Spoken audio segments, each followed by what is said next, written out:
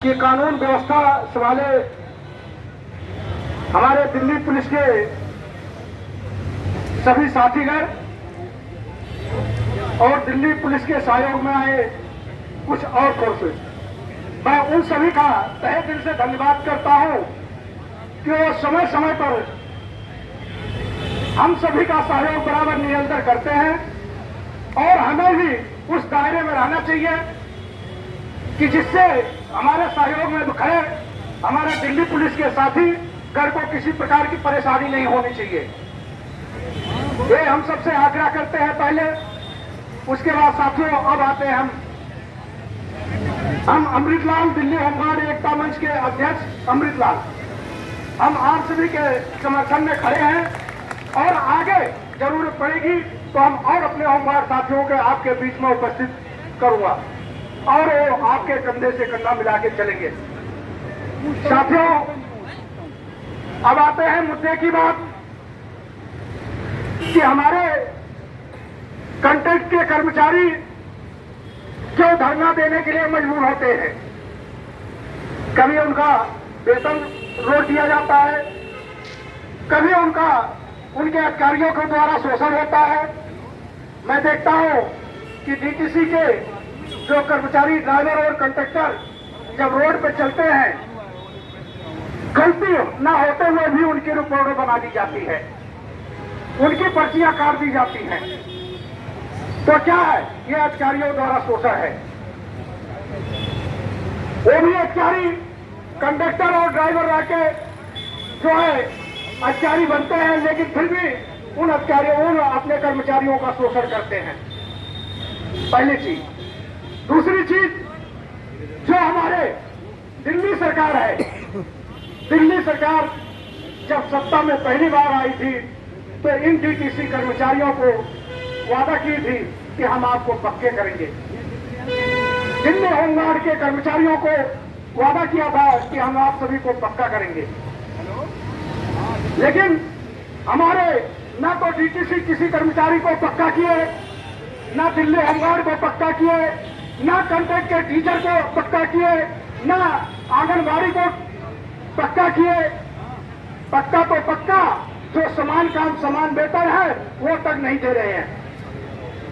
दोस्तों, ये दिल्ली सरकार के जो नेतागण है, मैं उनका विरोध नहीं करता हूं, लेकिन मार्च 2023 में दिल्ली के विधायकों की पेमेंट 66% बढ़ी और मंत्रियों की 136% बढ़ी। अपना पेमेंट 66% और मंत्रियों की पेमेंट 136% बढ़ाई। हमारे ये कर्मचारियों की पेमेंट कितने परसेंट बढ़ाए, जरा बताए, कोई बता सकता है? 4%, 3%?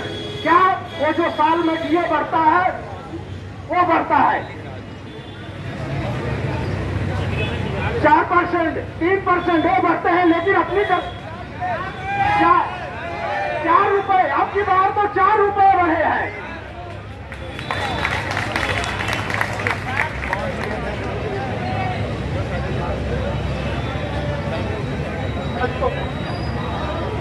तो साथियों, अपनी पेमेंट 136%, 66% अपना बिल पास कर लेते हैं, लेकिन इन कर्मचारियों का बिल क्यों नहीं पास करते?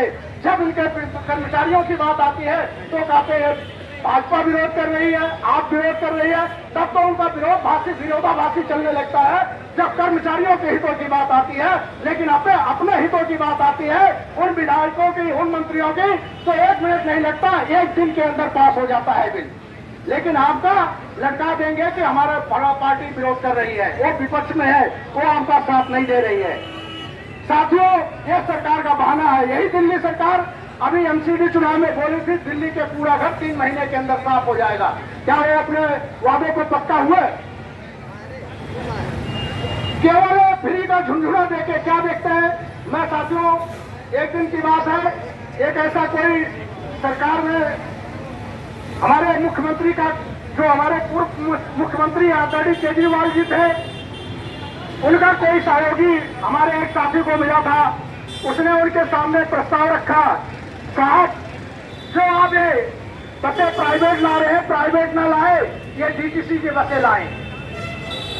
तो उन्होंने पूछा कैसे हो सकता है?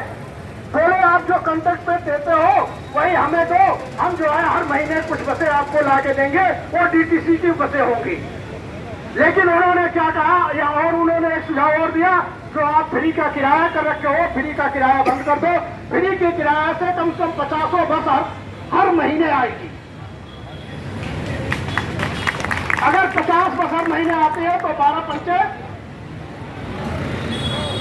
कितनी बसें हो गई? 600 बसें। 10 साल में कितने बसें हो गई? 6000। तो साथियों, लेकिन नहीं, वो ये नहीं कर, वो कहते हैं कि यार अगर हम ऐसे करेंगे कि अगर हम फ्री का बंद कर देंगे तो हम सत्ता में नहीं रहेंगे। कोई भी सरकारें जो है सत्ता में रहने के लिए, वो कुर्सी से चिपकने के लिए वो कर्मचारियों के हितों की बात नहीं करती। जो उनके हित में होता है वही फैसला करती है, ना कि कर्मचारियों के। आज तक बता दिए, जो दिल्ली में सरकार है ये 10 साल से सत्ता में है, कितने कर्मचारियों को फायदा दिया है, कितने कर्मचारियों को पक्का किया है।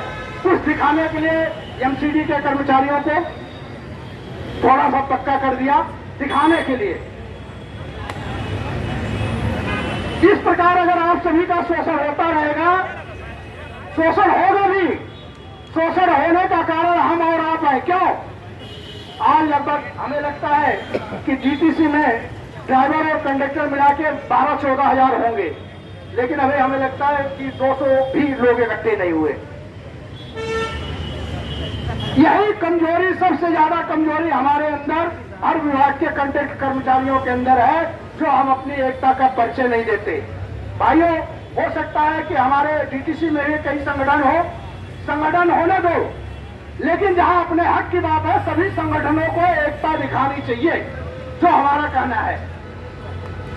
जब ही आप सब अपने मकसद में कामयाब हो सकते हैं, अन्यथा कोई मकसद में कामयाब नहीं हो सकते।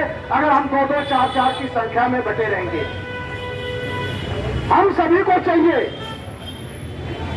हमें और आगे आदरणीय ललित जी से मैं आग्रह करूंगा कि एक योजना बनाए, जो गेस्ट टीचर है, आंगनबाड़ी है और कॉन्ट्रैक्ट के जितने भी कर्मचारी हैं, सबसे हम संपर्क बना के हम उन सब की लड़ाई लड़े। लड़ाई लड़ने में हमें फायदा होगा, जब हमें जितनी एकता दिखेगी उतने हमें फायदा होगा। सभी का साथ हमें देना चाहिए और सभी का साथ हमें लेना चाहिए, अन्यथा ये सरकारें सुनने वाली नहीं है। ये अपने काम में रुई डाल के गूंगी और बहरी हो चुकी हैं।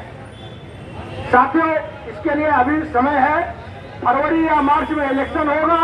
हम आप सभी साथियों से यही आग्रह करूंगा कि अपने हितों को ध्यान में रखते हुए पहले अपनी एकता का परिचय दें। मैं उन संगठनों से भी, अगर डीटीसी के अंदर और भी संगठन बने हैं, तो आज इस मंच से मैं उन संगठन के सभी पदाधिकारियों से आग्रह करता हूं कि आप अपनी एकता का परिचय दें, जिससे अगर आप अपने साथियों का भला चाहते हो तो आप उस किसी भी धरने में आप उनका एक मंच पे आए, ये ना देखें कि यहाँ मेरी इंसल्ट हो रही है। आप अगर विजय दिलाना चाहते हो तो सभी को एक मंच पे आना पड़ेगा, तभी विजय हो सकती है, अन्यथा नहीं हो सकती।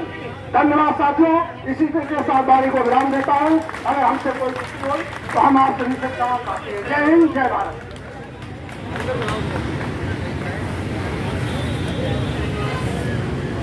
बैग रख दे साइड में, किसी और को बोल ऊपर बांधना, ऊपर कोने में।